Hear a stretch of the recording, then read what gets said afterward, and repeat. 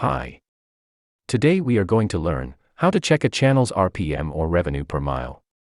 It's very important to know because this RPM is directly connected to your YouTube earning.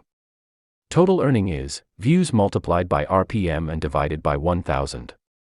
Depending on RPM, your views bring much or lesser earnings. So, let's begin. I am on a random YouTube channel. At the right top corner, click on the channel icon. Go to YouTube Studio. Come to Analytics.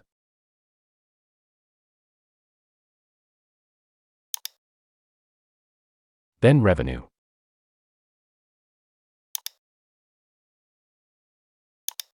Here, you may select 7 days first to check your recent RPM.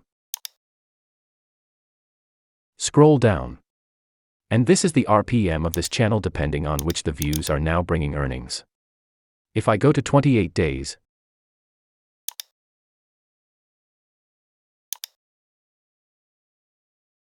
the RPM is a bit increased. Now check yours, and if this is very lower in your channel, then try to look for the topics which have high RPM count. So, this is the way to look into your channel's RPM. Please be with us and also subscribe to Inspire. Goodbye.